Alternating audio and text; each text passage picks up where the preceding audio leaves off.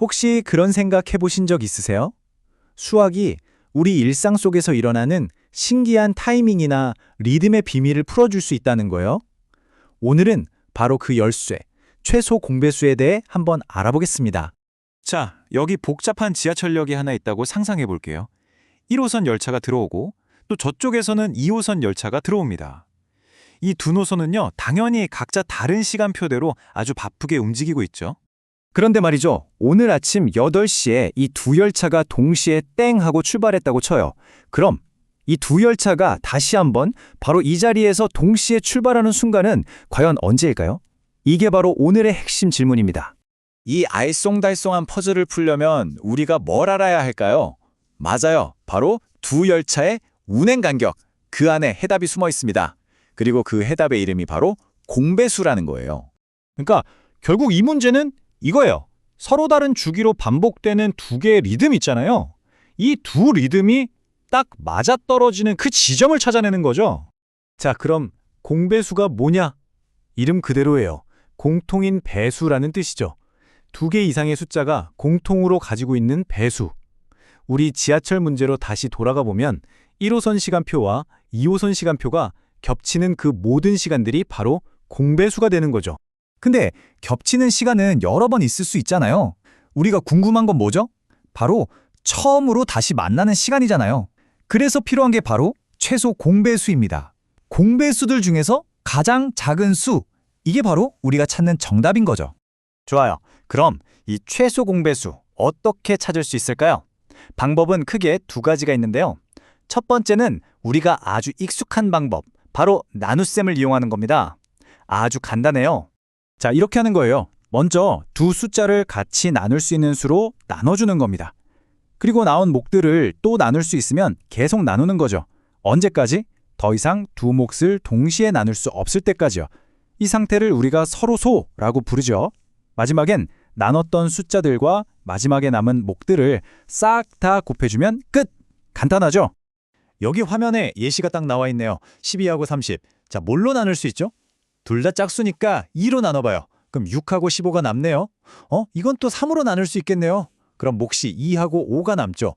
2랑 5는 더는 같이 나눌 수가 없어요. 그렇죠? 그럼 이제 왼쪽에 있는 2와 3, 그리고 아래에 남은 2와 5를 전부 곱하는 겁니다. 2 곱하기 3 곱하기 2 곱하기 5는 60! 맞습니다. 최소 공배수는 60이네요. 자, 이게 첫 번째 방법이었고요. 이제 두 번째 방법으로 넘어가 볼게요. 이번엔 숫자를 아예 잘게 쪼개서 보는 거예요. 숫자의 DNA라고 할 수 있는 소인수를 이용하는 방법입니다. 이 방법은 먼저 각 숫자를 소인수분해, 그러니까 더 이상 쪼갤 수 없는 소수들의 곱으로 나타내는 것부터 시작해요. 그 다음엔 두 숫자에 들어있는 모든 종류의 소인수들을 쫙 나열하고 곱해주면 되는데요. 여기서 딱 하나만 기억하시면 돼요. 만약 같은 소인수가 있다면 지수가 더 큰 쪽, 즉 더 많이 곱해진 쪽을 대표로 뽑아주는 겁니다. 자, 아까 그 예시 12와 30으로 다시 한번 해볼까요? 12는 소인수분해하면 2가 2번, 3이 1번이니까 2의 제곱 곱하기 3. 30은 2 곱하기 3 곱하기 5죠.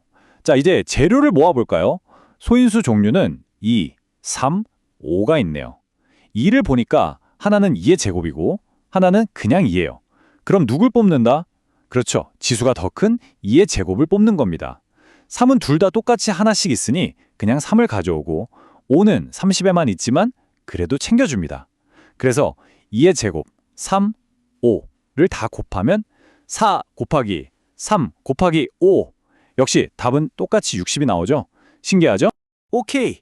이제 우리는 최소 공배수를 구하는 강력한 무기 두 가지를 모두 장착했습니다. 그럼 이제 뭘 해야 할까요? 맞습니다. 맨 처음 우리를 궁금해했던 그 지하철 문제 직접 해결하러 가보시죠. 자, 문제 다시 한번 볼게요. 1호선은 12분 간격, 2호선은 18분 간격. 결국 우리가 풀어야 할 문제는 12와 18의 최소 공배수를 구하시오. 이거였네요. 자, 그럼 한번 계산해 볼까요? 편한 방법으로 해보세요. 나눗셈으로 해보면 화면에 보이는 것처럼 2로 나누고 3으로 나누고 남은 것까지 싹 곱하면 2 곱하기 3 곱하기 2 곱하기 3이니까 36이 나오네요.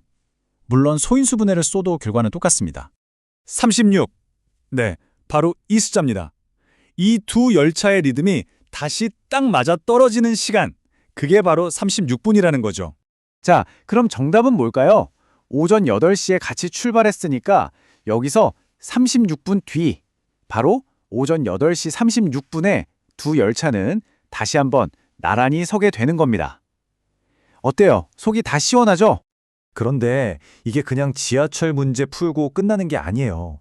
사실 이 최소 공배수라는 개념은 우리 주변 세상의 수많은 리듬과 패턴을 설명해주는 아주 중요한 열쇠입니다. 생각해보세요. 4년마다 돌아오는 국회의원 선거랑 5년마다 있는 대통령 선거, 이 두 선거가 같은 해에 열리는 건 언제일까요? 바로 4와 5의 최소 공배수인 20년마다죠. 또 나는 3일마다 물을 주는 식물이 있고 엄마는 5일마다 물을 주는 식물이 있다면 우리가 같은 날 물을 주는 건 15일마다 돌아오겠죠? 버스 시간표, 맞물려 돌아가는 톱니바퀴, 세상 모든 것들이 이런 식으로 최소 공배수의 법칙을 따르고 있어요. 어떠셨나요? 이제 세상을 보는 눈이 조금 달라지지 않으셨나요? 자, 이제 여러분 차례입니다. 여러분의 삶 속에서는 어떤 반복되는 패턴들이 있나요? 그 안에는 어떤 최소 공배수가 숨어 있을지 한번 찾아보는 건 어떨까요?